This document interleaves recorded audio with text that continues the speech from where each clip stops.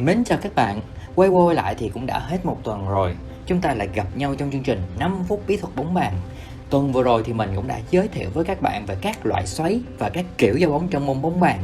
Như tên gọi của tập này đó là 101 kiểu giao bóng xoáy đến rất xoáy.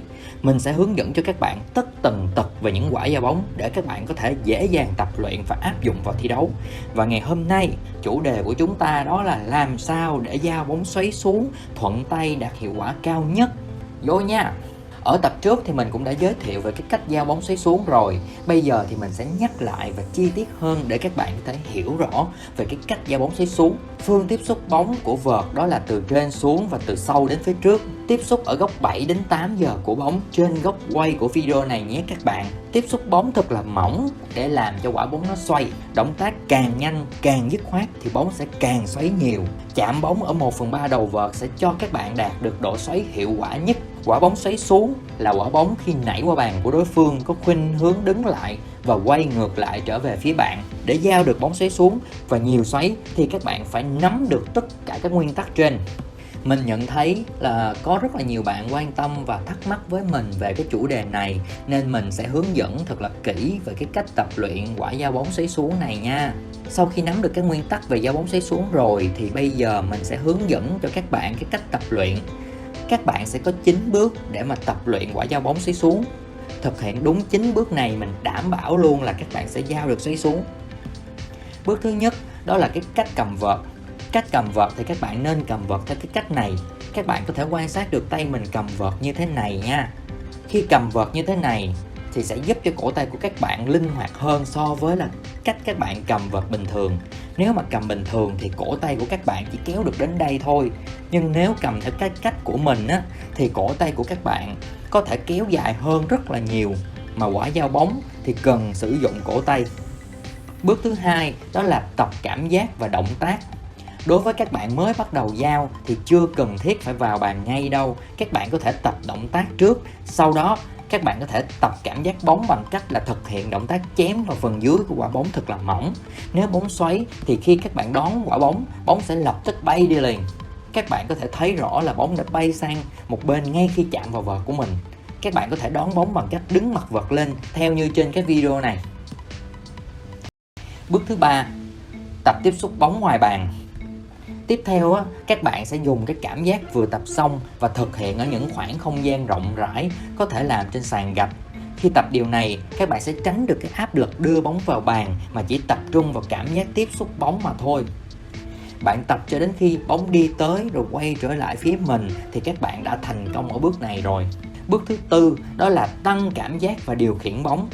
Đó, bước tiếp theo thì các bạn sẽ dùng cái cảm giác vừa tập ở trên để đánh qua những cái chướng ngại vật phía trước, từ thấp lên cao dần, và theo dõi những quả bóng bay sang kia có quay trở lại hay không. Xong bước thứ tư rồi thì chúng ta sẽ sang bước thứ năm, đó là những cái lưu ý khi mà giao bóng trong bàn. Khi các bạn đã quen với những cái cảm giác này rồi á, thì mới bắt đầu bước vào bàn, bảo đảm là các bạn sẽ quen nhanh hơn nhiều so với việc tập giao trực tiếp ở trong bàn. Bắt đầu vào bàn để giao thì chú ý giùm mình là đừng đứng quá gần bàn để giao, mà hơi đứng nhích ra ngoài một chút để tay vào bóng được thoải mái mà không bị áp lực của lưới. Bước thứ 6, giao bóng không lưới.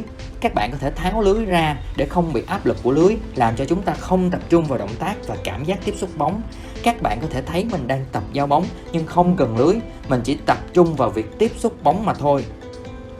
Không phải bận tâm đến chuyện bóng có qua lưới hay không, điều này giúp cho mình kiểm soát được động tác tiếp xúc bóng.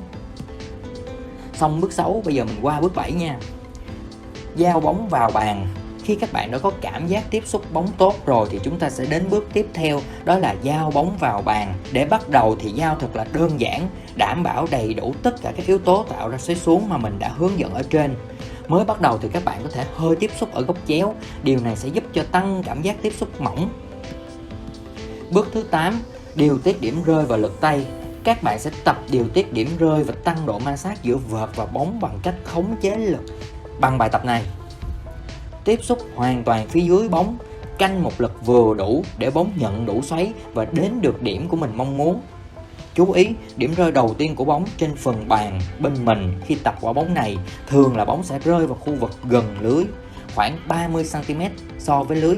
Nên tập với bóng nhiều để luyện tập động tác càng nhiều càng tốt. Khi giao bóng phải đảm bảo được là các bạn đã tiếp xúc đủ mỏng và đủ nhanh. Các bạn có thể thấy bóng đủ xoáy xuống sẽ quay lại về phía mình như trên video này, còn quả bóng không xoáy sẽ đi thẳng về phía trước và không dừng lại. Bước thứ 9 cũng là bước cuối cùng. Khi đã cảm nhận được vợt và bóng rồi thì các bạn có thể bắt đầu ráp động tác hoàn thiện vào. Các bạn có thể xem các quả giao bóng xoáy xuống của mình.